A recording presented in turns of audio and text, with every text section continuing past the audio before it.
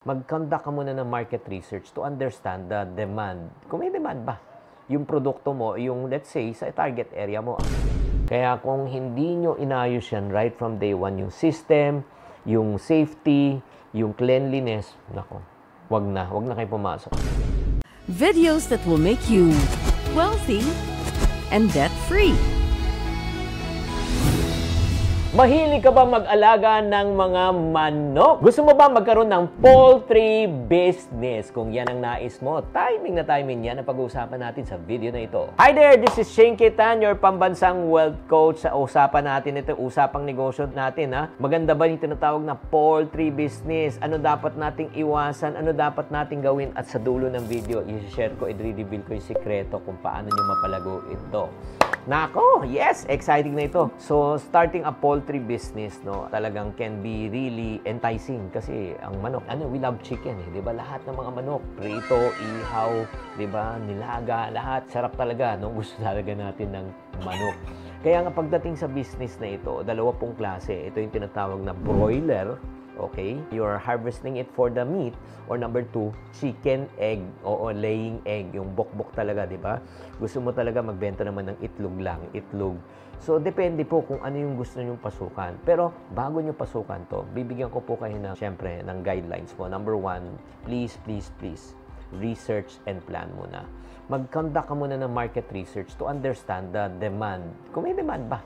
Yung produkto mo, yung let's say, sa target area mo. Ang target area mo ba, more ang demand is nasa meat production or egg production. Alamin mo, di ba? And then pagkatapos niyan, gumawa ka ng business plan, no? To outline your financial goals, projection, marketing strategies, operational procedure. Woo! Ang dami niyan, yes. Paano ko naman malalaman yan? Huwag ka mag-alala. Towards the end nga, meron na akong blueprint and template na pwede niyo sundan para malaman niyo kung paano gawin to. Number 2, check mo yung location. Location. Check mo kung location mo is pwede para sa ganung purposes. No offense meant. Pag nag-start ka ng poultry business, asahan mo, maamoy, malangaw. Lalo na kung nag-harvest kayo. Kaya make sure lang na talagang yung location allowed po kayo na pwede kayong maglagay na maraming manok. Lalo na pag umipot yan, nako, maniwala po kayo. Maamoy yan. Miles away from here. Number 3 po, housing and equipment din po. Siyempre, yung i-construct po natin dapat na well-ventilated. Alam nga na, ipa-aircon nyo pa yung mga manok. Sosyal.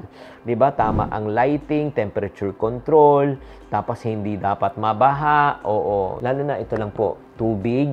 At the same time, yung waste management ay napakahalaga. Yung tubig kasi, mauhawi ng mga manok. Tapos pangalawa po, yung ipot. Oo, anong gagawin po natin sa ipot, sa dumi ng mga manok? Ay, ibang negosyo pa yon, ha?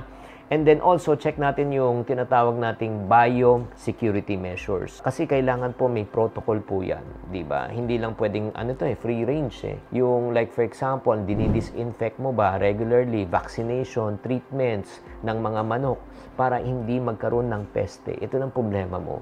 Ang kalaban po natin peste.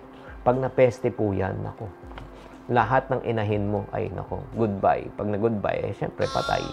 And then also, anong papakain nyo? Ano yung mga nutrition? Ano yung mga feeds? Kailangan alam nyo rin yan. And pagdating din po, syempre naman, kailangan meron din kayong vet na kausap. Bakit ito yung vet po ang mag-e-ensure ng health and management ng inyong mga manok? Again, hindi po ganito kadali. I hope I explained this to you. May mga iba sa inyo, ay, wag na.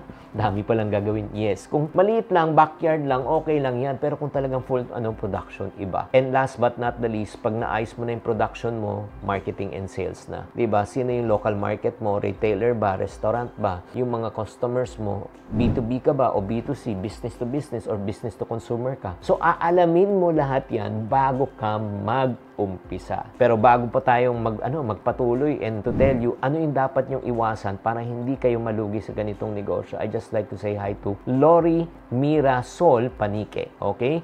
Kay Gonzaga Ken at kay Jobo TV 04. Nagpapa-shoutout po sila. So, ano po ang dapat nating iwasan para hindi po malugi ang inyong poultry business? Number 1, biosecurity practices. At saka yung disease preventive measures.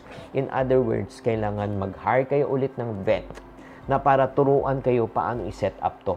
Guys, alam nyo sa pagse-set up ng ganito, ang pinag-uusapan natin 100,000 or ibing milyon ang pinag-uusapan. Kaya kung hindi nyo inayos yan right from day one, yung system, yung safety, yung cleanliness, nako, wag na kayo pumasok. Number 2, overestimating market demand. O, yun. Ay, hindi. Kailangan 1,000 heads ako agad. O, 1,000 heads. Magkano per head ang babayaran mo? Let's say, 150 to 200. Manok pa lang yan, ha? Wala pa yung tinatawag nating facilities. O, milyon yan.